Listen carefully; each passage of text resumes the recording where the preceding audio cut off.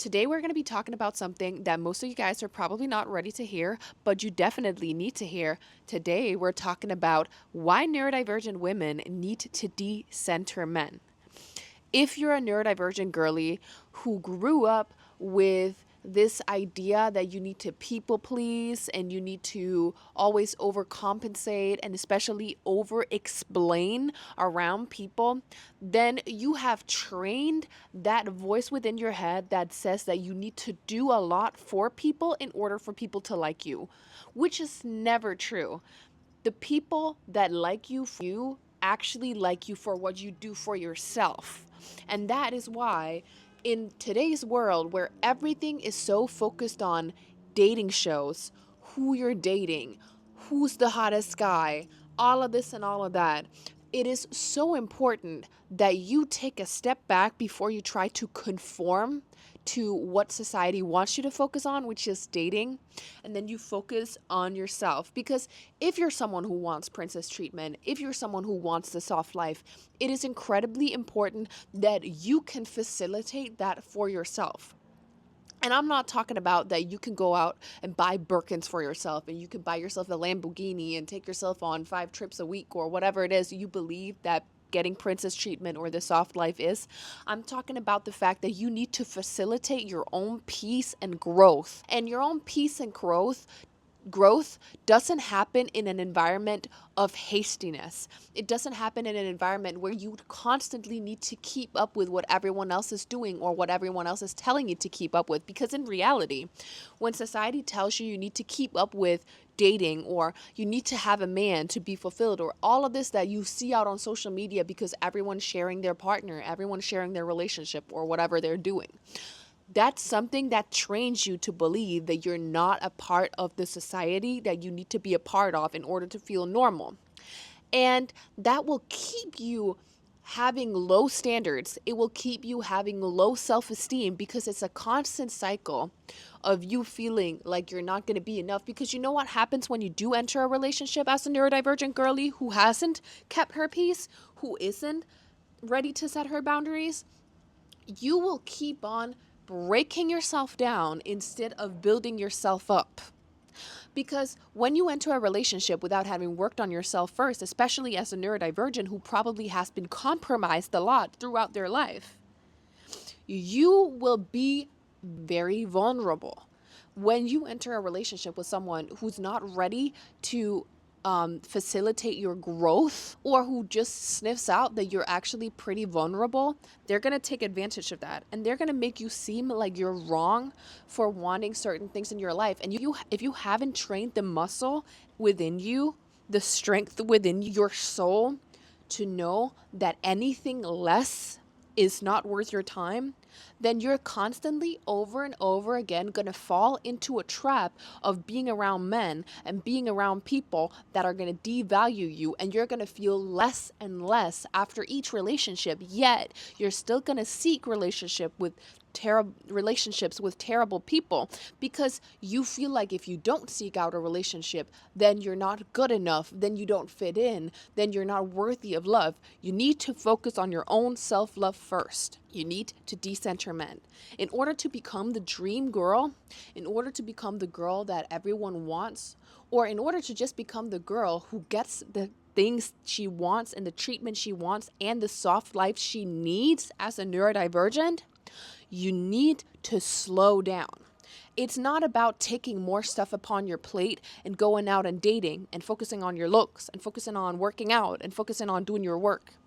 You need to take something out to make yourself have more peace so that you can facilitate that personality, that strength within you that is actually ready to set boundaries, that is ready to expect more. And you don't do that by taking on more. You do that by taking away something. And that thing is going to be dating. It's going to be men. One of the things that is important to focus on when it comes to that is that you need to focus on bettering yourself. You need to focus all of your people-pleasing energy onto yourself. And what do I mean by that? You've probably grown up as a people pleaser. I know for a fact that myself, I grew up with narcissistic parental figures in my life that made me feel like if I didn't make them feel good and if I didn't constantly parent them, then I was a bad person. And that made me people please like crazy. I was constantly wondering if anyone really liked me or if any little thing that I did was wrong, and it made me feel like I was constantly stuck in this cycle of reevaluating my work, reevaluating my choices, reevaluating myself, like trying to fit in personality-wise because I grew up believing that I needed to people please others. It was always about what can I do for others to make them understand that I'm a good person, not, wow, people are doing stuff for me, that means I'm a good person. When you want to live the soft life, when you want to live the princess treatment life, where you're taken care of, where your needs and your accommodation is facilitated, as a neurodivergent especially, because as a neurodivergent, you're going to need to be accommodated for certain things. You're going to need more peace. You're going to need more time. You're going to need patience from people. The way to facilitate that is to focus your people pleasing on yourself, not on other people. And you can't focus that people pleasing on yourself if you're constantly redirecting it towards other people, because then they're going to be your source of validation. Then they're going to be your source of dopamine. Then they're going to be the ones who constantly make you feel like you need to seek them out. And it's going to be a vicious cycle, and people are going to take advantage of it.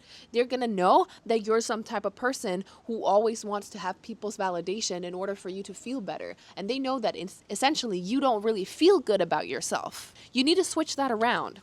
And you need to think, what can I do to make myself feel better? Not what can I do to make them like me more? Because in reality, it doesn't matter if anyone really likes you or not. People will not like you. The most important thing is that you like you. The most important thing that is you are facilitating a life for yourself where you're growing. And if you're not facilitating a life for yourself where you're growing into your peace, then you are not ready to step out and get someone who can actually help you facilitate that even more. You need to put in the groundwork and need to create the foundation for yourself. Because if you don't create a foundation, no matter who you run into who has the means to build a beautiful house on top of that foundation, they're going to see the foundation and they're going to be like, you know what? That's not going to work. And even if they try to build a foundation on top of that, or even if they try to build a house on top of that foundation, the house is going to fall into the ground because the foundation is not strong enough. So what I mean is that you need to focus all of that people-pleasing energy that you've grown up believing that you need to focus on other people. You need to focus that on yourself. The reason that a lot of neurodivergents have a really hard time stepping into this self-pleasing energy is because they grew up around narcissists. And growing up around narcissists will actually make you feel incredibly like you need to constantly put your life online. Especially if you're a neurodivergent and you grow up around narcissists, you're going to actually grow up believing that tending to other people like crazy is the norm. You're actually going to grow up believing that being someone who's constantly burned out is normal. And you're going to reinforce that negative belief in yourself because you constantly put energy into other people instead of yourself. So you're leaning into this self-fulfilling prophecy that you are going to need to tend to other people in order for you to feel like you're okay, a mild sense of relief. But people are going to sniff that out. And if you grew up around narcissists, especially, you're going to be more prone to meeting narcissists. And you need to train that part of yourself that isn't attached to narcissists, that want your time, that want to take advantage of you, your beauty, your intuition, all of this that makes you an amazing person as a neurodivergent. You need to train that part of yourself that doesn't attach to these people. And the only way for you to train that part of yourself is to remove yourself from the equation totally. This might actually mean that you need to take a step back and actually remove yourself from a lot of people in your life. This could be family members. This could be close friends that you've had for a long time. You might not know that these people have narcissistic tendencies until you actually take a step back and remove your energy from them. So this is not even just decentering men. You actually need to decenter narcissists. And when you start decentering these people, then you are also going to have an easier time being able to sniff out who are actually narcissists and who are just people that are good for you. Because narcissistic people will show up making you believe that you need them and making you believe that you're all good and dandy. Especially, they're going to be love bombing you to believe that you guys need to be together. That happens a lot with narcissistic parents and their children. They'll make their children believe, their neurodivergent children, be it, that they need their parents and they need to subscribe to the mentality of their parents. Maybe you have a parent who's a narcissist that made you believe that you need to listen to all of their self-deprecating stories about themselves. Or maybe you have a narcissistic parent who always puts their needs before yours, and now you think that you need to put their needs before yours as well.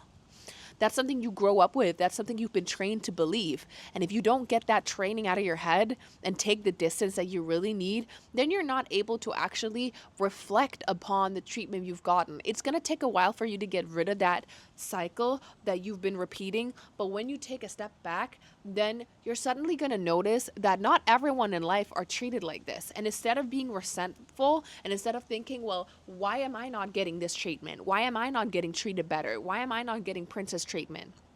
You're going to start to notice, oh, the reason I'm not getting princess treatment is because I'm hanging around people that want to take advantage of me. And they want princess treatment. They want to be taken care of. They want me to use all of my energy on taking care of them. And because I'm vulnerable, because I'm neurodivergent, they know how to take advantage of me. But you cannot notice that until you remove yourself from the equation. You take a step back and then you understand that not everything is everyone's fault. Sometimes it's because you need to take a step back. You need to take power into your own hands. The narcissistic people are going to be around forever. They're going to be narcissists around forever. That's just how the world works. But there are people out there that are going to be good for you. But you need to protect yourself from these narcissists first and foremost, so that you don't fall into the trap of being stuck in a friendship that in reality is going to pull you down and down and down, so that you don't have any energy at all to focus on leveling up. I happen to have this relationship with my parents where I grew up believing that I needed to really talk to them about all of their problems constantly, because I was constantly listening to their issues. I was constantly being pushed to listening to all of their adult dilemmas that I was not nearly old enough to be able to understand. So I ran around with all of these fears, and I ran around thinking that it was my responsibility to take up all of these fears and solve them.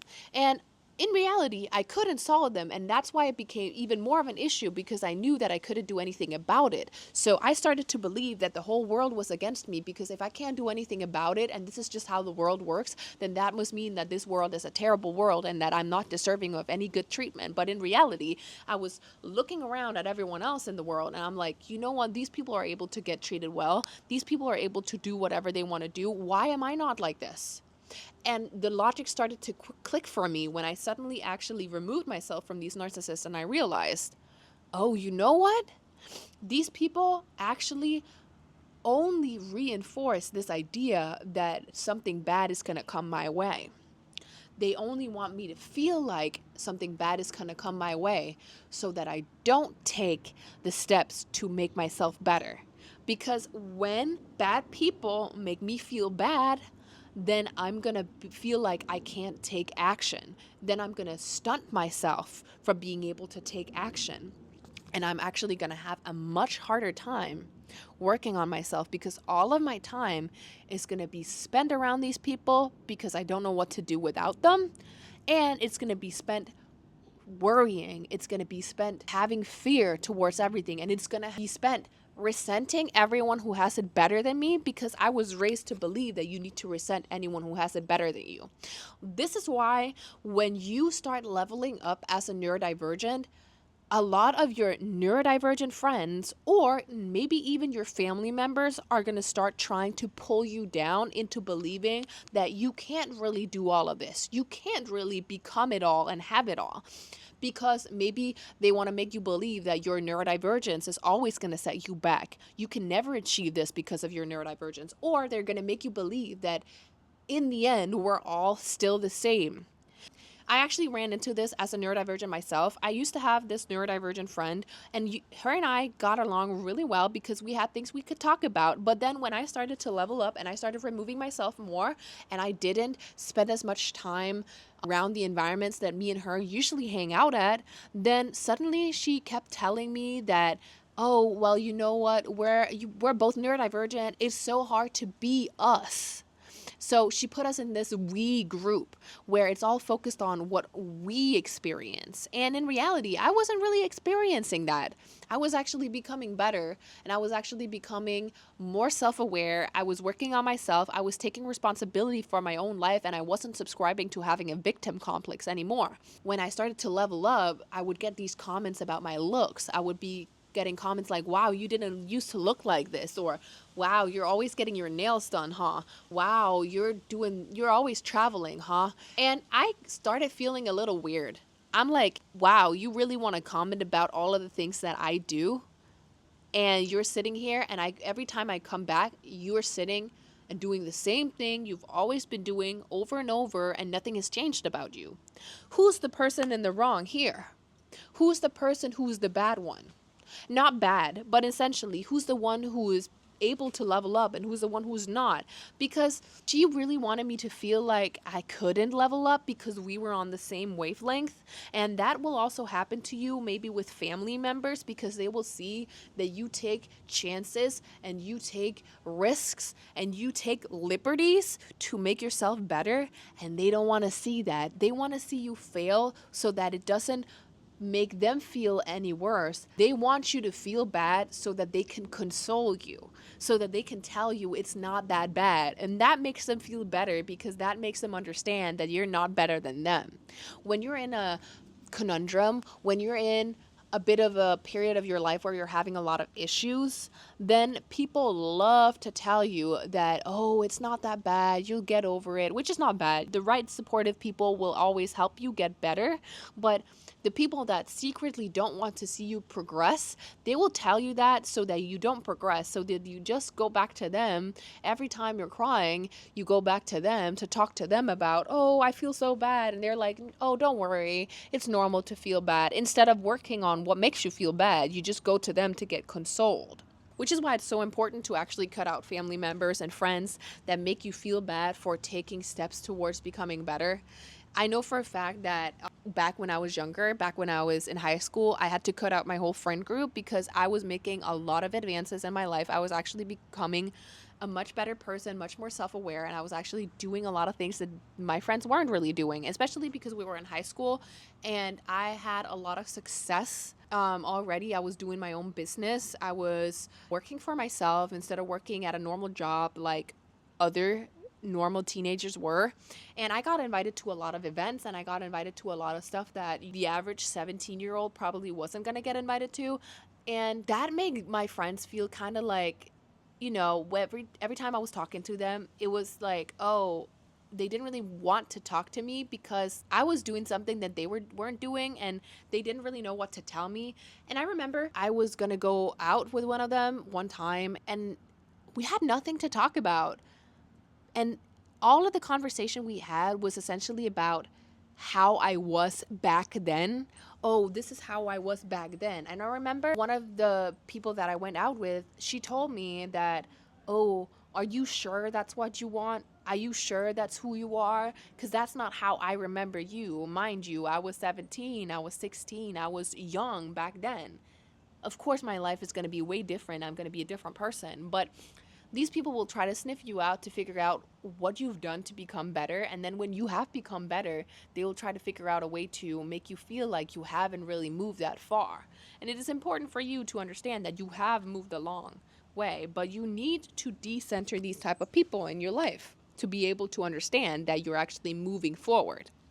And this goes back to the whole decentering men. You need to decenter men, especially because today's culture is so focused on who you're dating, how long you've been with them, if he's hot, if you guys have the same moon signs or whatever. And that's not going to help you. That's not going to make you a better person. It's actually just going to take up your time with something that doesn't matter. You know what matters? Financial literacy, knowing psychology, marketing, Skills that you can use in your life to start a business or to run a business or to be around people that are successful to help you accommodate your needs even more. Those are the skills that matter. And if you start leaning into this even more and removing yourself from these toxic individuals, then these individuals are actually gonna, first and foremost, the toxic individuals are gonna want more attention from you, but they can't get it because suddenly your boundaries are up here and they can't surpass them. They can't surpass your boundaries because you set your boundaries so high and your maintenance so high that in order for them to get along with you, they have to constantly keep up with that. And because they're narcissists, they want an easy way out. They don't want to constantly have to keep up with that to get to you.